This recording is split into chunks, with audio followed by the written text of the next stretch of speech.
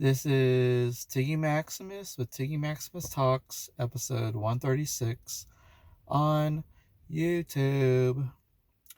So, as you may have seen, I'm actually here in Redondo Beach and I'm going to a comedy show in about 2 hours.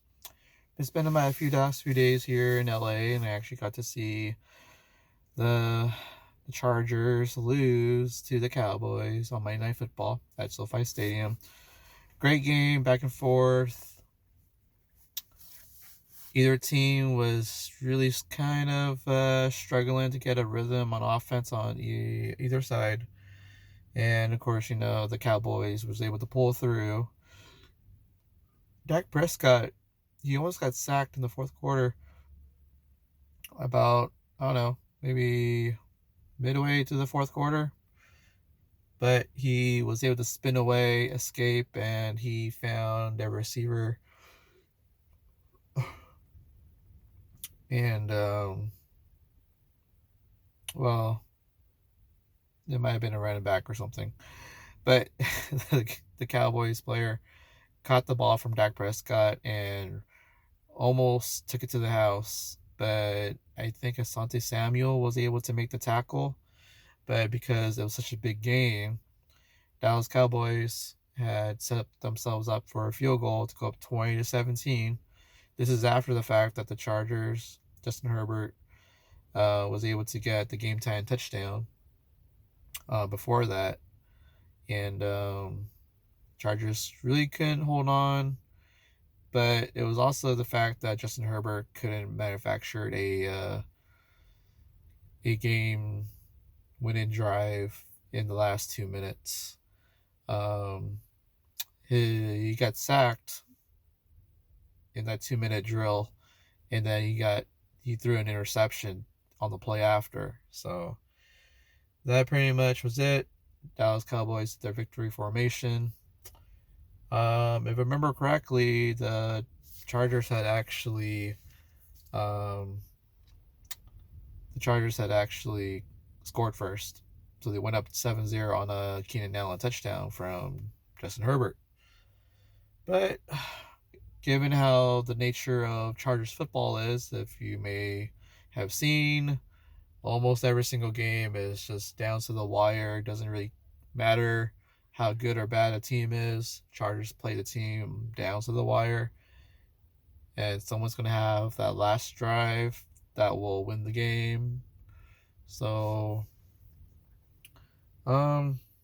honestly though, Chargers, I mean, given the fact they always make games always exciting and interesting, so if you are just a casual football fan or whatever, and you want a thrilling 3-4 hour game that's competitive, just go to a Chargers football game because you're going to get all that. So even if you don't care who wins the game, but at least you know it's going to be entertaining until the very end. So of course, it gives you a lot of heart attacks given the way they play, but at least exciting, So I did get to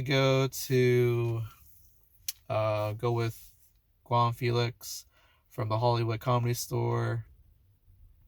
Also got to go with Aaron Monte, funny comedian out here in LA. So,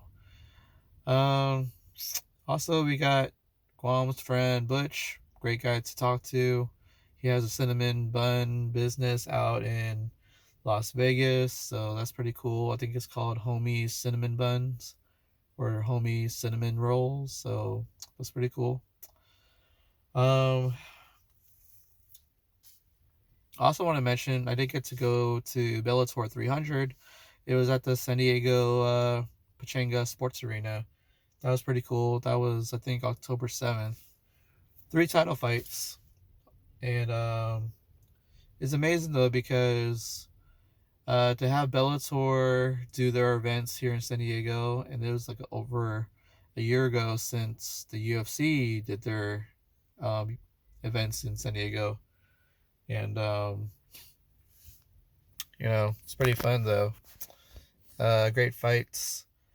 I believe there were 14 or so fights on the card, but 3 of them were saved for after the completion of the main card, because I guess Bellator has contractual agreement to finish their broadcast at a certain time, and with that, priority goes to the main card, 3 title fights.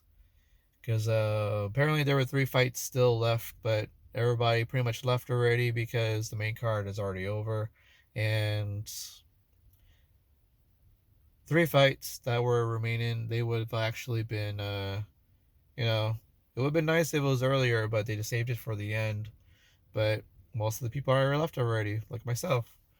I did get a T-shirt to commemorate Bellator 300. It has the 4 of the champions that were featured on this Bellator 300 card, but Ryan Bader, the heavyweight champion of Bellator, was actually pulled from his fight, so there were only 3 title fights, not 4. But he was in the building, though, I believe. So that's pretty cool. I did get to go with my friends Dupree, who also goes by the name D2 Nice. You also got TJ. Apparently his name is Thomas. Just found out.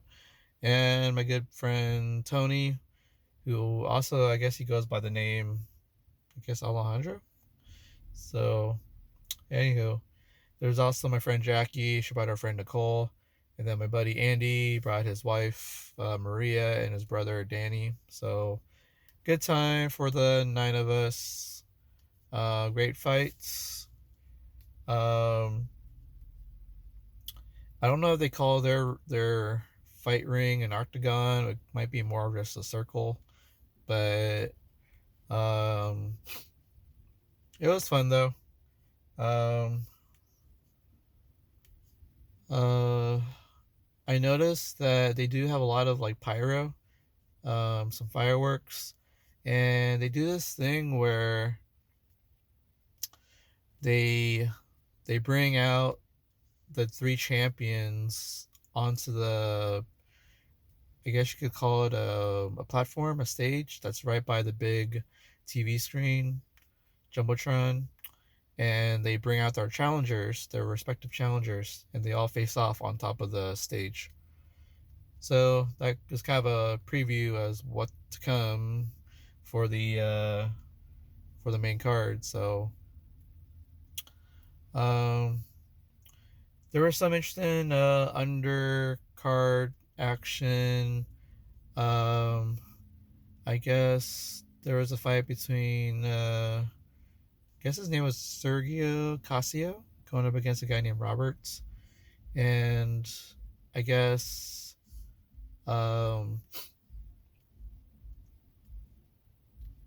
Casio won by submission, so he jumped on top of the cage and celebrated. Um, that got a good reaction from the crowd. Um, and then I believe there was like a number 1 contenders match for, I think, the 125-pound women's championship held by Liz Carmouche.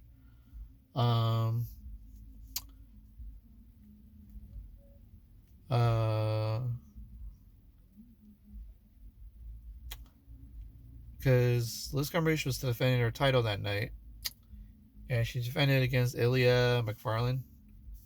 It was a great fight.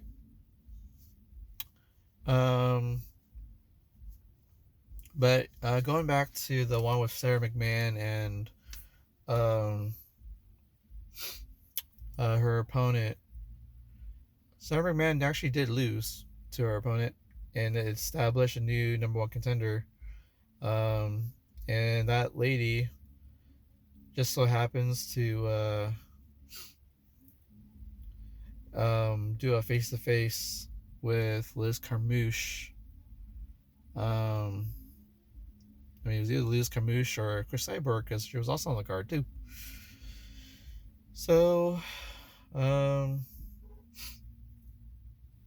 with the 3 title fights, the only ones they did was Liz Carmouche was fighting against Ilya McFarlane. Liz Carmouche pretty much did a lot of damage with her leg kicks, and um, Ilya, I think she barely made it to the 5th round, but within the first like 30 seconds, some kind of leg kick from Liz Carmouche pretty much made Ilya McFarland crumble to the ground, and did a couple of maybe a few punches, but then the referee kind of stalled with the way that Ilya may have fallen to the ground. He decided to call the fight at that point. So Liz Carmouche retains her 125-pound championship. And I guess she has a new contender, new number one contender now with the other lady that came up. There's the Chris Cyborg. She was going to defend her championship, the 145-pound championship, against Kat Zagano. So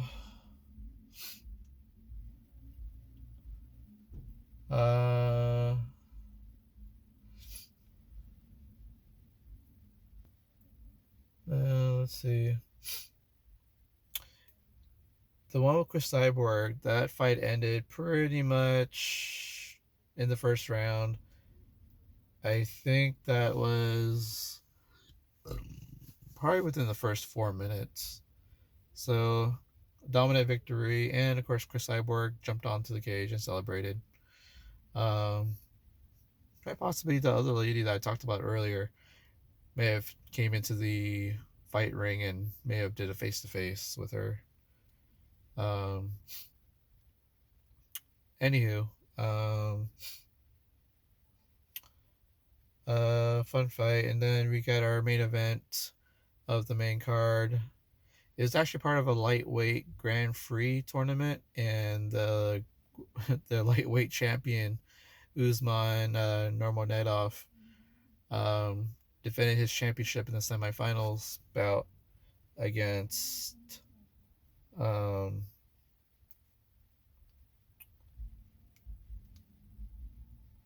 can't remember his name actually. Oh well. Main thing is, Usman had pretty much dominated that fight, but kind of made it boring because he did a lot of grappling and he took down his opponent. It was like that pretty much for 25 minutes. But Usman Nurmagomedov pretty much played it smart, and he pretty much won 5-0 on all three judges' scorecards. So Usman now goes into the finals of the lightweight Grand Prix with his lightweight championship. So I guess in the finals he gets to defend his championship in the finals. So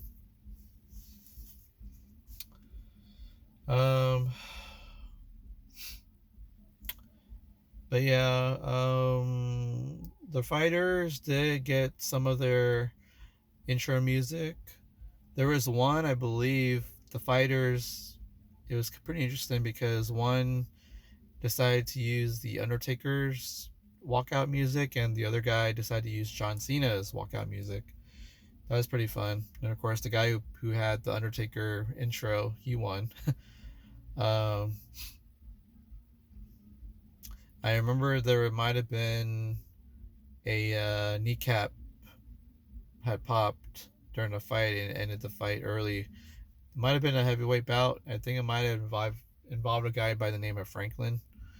The guy who popped his kneecap, I think he was the ranked fighter, so he lost to the unranked fighter. So yeah, I sat in section LL20, I believe. So fun times. Then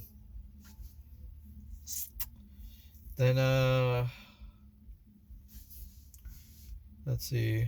I did go to 2 comedy shows this past week. I got to go to the Mad Bomb Acid Vault on October 12th. That was fun.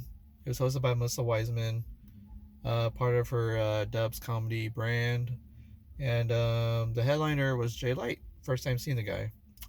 So Melissa started off the show. Um, I actually helped her out. I gave her a 2-minute light to indicate that she has 2 minutes left in her 12-minute set. That was kind of cool. That was kind of part of the show. Um, she had her usual stuff. She kind of added some new jokes as part of her 12-minute set. I like the one where she had talked about how she got a guard dog as a basically a Chihuahua, and people ask her, why did you choose a Chihuahua as your security dog? And she mentioned how her guard dog will protect her from foreskin. And I just laughed. And I just laughed because that was just like super funny. Um, uh, Crowd pretty much warmed up to the joke. Um, some of them laughed with me. Um, Sometimes you just kind of have to let it process, and then um, I mean, with any comic, I mean, you kind of have to let a joke simmer once you say the punchline and see how quickly people will laugh to it. So, um, but yeah, um, Melissa had a fun set. I would say she was an um, 8.4 out of 10 for her comedy. So great stuff. Can't wait to see her stuff again. I might see her again at one of Cash comedy shows. I think there's one in Santee on the 24th, so I might go to that one. Um, I believe the next person that came up was my first time seeing this guy, Max Eddy. Uh, I think with him, he kind of established that he was bi. Funny guy though.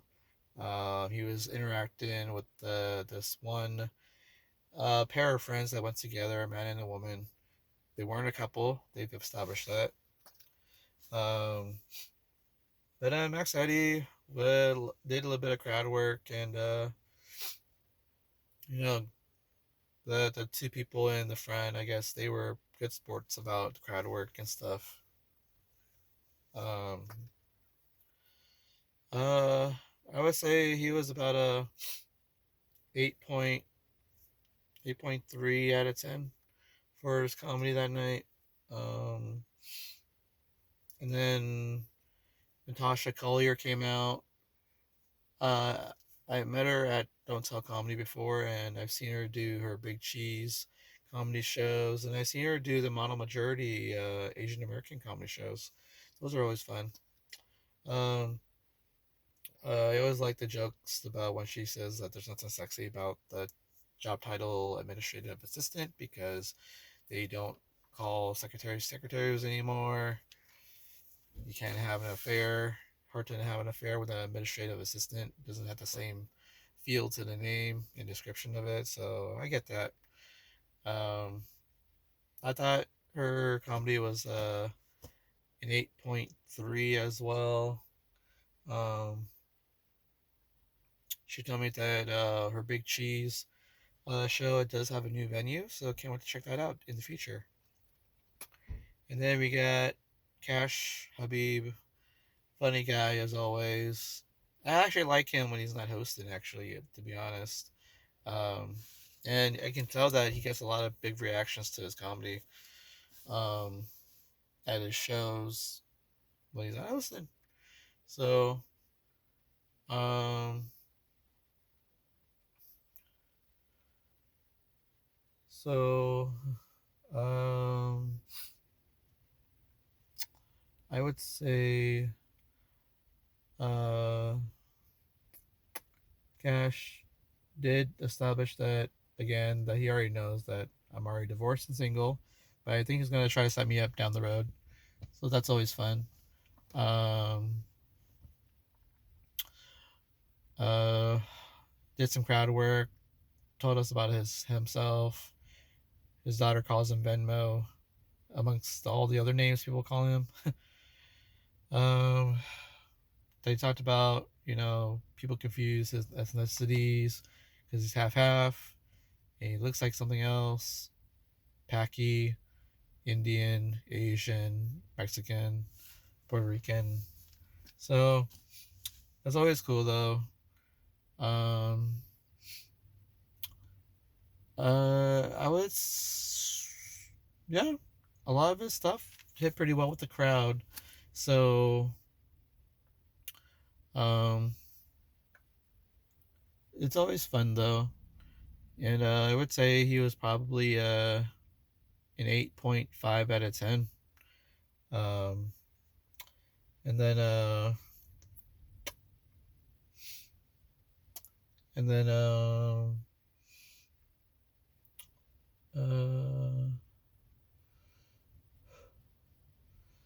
then you have your headliner. Your headliner is Jay Light. My first time seeing the guy. He does run a show called I guess it's like wrong answer game show or something, or wrong game show. So um guy the guy was able to talk to me as part of his crowd work. We established that I wear glasses. He's wearing glasses. Uh, Told him I've been wearing glasses for 29 years, and I started wearing it when I was 11 in fifth grade. So, but I guess when people wear glasses, I guess you look less sexy with them on, and you look more sexy, good looking when you have them on. And then I guess with some other crowd work, I guess he talked to that two friends that were in the front row who were volunteering their answers all night. Apparently, he talks to the girl, and the lady says that she takes off her glasses during sex. Um, and I guess there was some topic about, do you wear glasses when you're having sex, or do you take them off because you don't see what you're doing? You're kind of in the dark or something. But anywho, it was kind of nice talking to him on stage and also talking to him after the show too. So so yeah, those are fun. Um, uh, Jay Light, I feel that his comedy was about an 8.5 out of 10. So, um, fun times, fun show. I actually got to run into Dominic Lerma after the show, talked to him for a little bit. And I met a cool bartender up at the Mad Bomb Massive Vault. Her name is Cass. Or Cassie. So, if I go to the Mad Bomb again, it'd be kind of cool to run into her again. So, anywho, so that was that show, and then we got the JR Deguzman show at the Balboa Theater. My first time going to that place. It's an amazing place, actually, in downtown San Diego, just down the street from Madhouse on 4th Avenue. And um,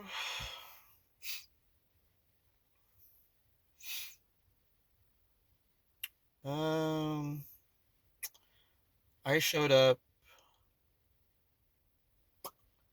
Um, I actually did park on Ash Street, up the street from, up on the 4th Avenue. So I had to walk like maybe 5 or 6 blocks. But where you can find street parking, there's always just try to be a skill you can have when it comes to downtown parking. Um, but yeah, um, first person that went up for the show was Lisa Gilbert. She was the host. She pretty much had the same jokes. Basically, her kids having crushes, how she had triplets. Talks about when her daughter was doing gymnastics, but she was playing Texas Hold'em on her phone. The daughter was like, "Mom, are you gonna be on your phone this whole time? Watch me do gymnastics." But I guess she just said, it's 10% gymnastics and 90% you picking your leotard out of your ass. So I got some good laughs, and thought she did pretty well. 8.5 out of 10 for her jokes and hosting. And then our feature comic before the headliner was Andrew Orolfo. I've seen him a few times before. He headlined some shows for Mikey Perry on his shows, The Mic Drop and Claremont Mesa Boulevard. So, um, yeah. And then it's funny because Andrew talks about how when Asian people wear glasses, that there's a stereotype that people will ask you for help or think that you're smart, but for him, it's not because no one's ever asked him for any help as an Asian or a guy with glasses on. That got a lot of laughs. So for like, I don't know how you talk. He might have talked for like 20 minutes or something, but um, the crowd really liked him a lot. His jokes were pretty funny, and I would say he was 9 out of 10. Good stuff. Then you got your headliner, JR Deguzman. Now my second time seeing him. My first time I met him at Alex Petit's show at the Abnormal Nights comedy show in Normal Heights.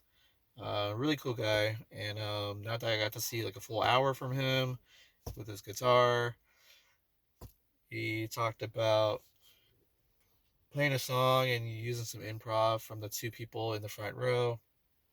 Say anything to him, and you use it as part of a song, but he will always default and say the words "anal sex" is what they said. Everybody laughed. That's always just the bit. So he just talked about anal sex using their names. So that got a lot of big laughs. And then he said, like, what happened here? This is supposed to be a sold out show. And then there's empty seats. So, prayers to these people who were in these empty seats. And that was connected to the fact that Asians are bad drivers. So, but look at it. Asian people did show up to the show, so they're not all bad. So that got a lot of laughs too. And he talked about having a girlfriend who was older, but we should all be quiet because she's trying to sleep.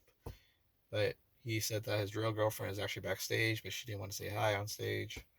Um, but overall, oh, he even talked about Jollibee and how some cook who came up with the idea, let's just put hot dogs and cut it up and put it in spaghetti. And didn't know what kind of fast food he wanted to do, but it's just like put stuff together and that will be their food. So I got a lot of laughs and people who got the reference to Jollibee. Um, so yeah. Um, and then JR Jr. De Guzman did get to play some great songs. Some without jokes in it. He has a really nice voice, and he's gonna really be a big deal down the road. So I'm glad I got to see his show at the Balboa Theater. So and then um, so yeah, um, and of course I guess JR had talked about family. Did the voices, the Tagalog voice. Um, and I guess JR De Guzman did some songs with some more improv words, like places where you shouldn't pull out your dick. And everybody kept saying funeral and church. And then he got us to chant, don't show your dicks. So that was good chanting for about 10-15 minutes too. So it just made me chuckle because of the chant. But yeah, overall, I would say JR De Guzman, for his comedy, I'm going to give him a, um, let's say 9.75 out of 10. So really fun. He's becoming one of my favorite comedians with music. So yeah, fun times. All right. Next time I talk to you guys, I'll probably talk to you guys about food, more comedy, and sports. So this is Tiggy Maximus signing off. Boom. Tiggy Maximus says, have fun, guys. Be safe. Talk to you guys later. Remember to have some good food, good action, good company. Watch some good action. Watch some good comedy shows. And Tiggy Maximus will see you again soon. And we'll talk again about more stuff. Can you guys see me? Alright, guys. This is Tiggy Maximus. Boom. Tiggy Maximus. Bay.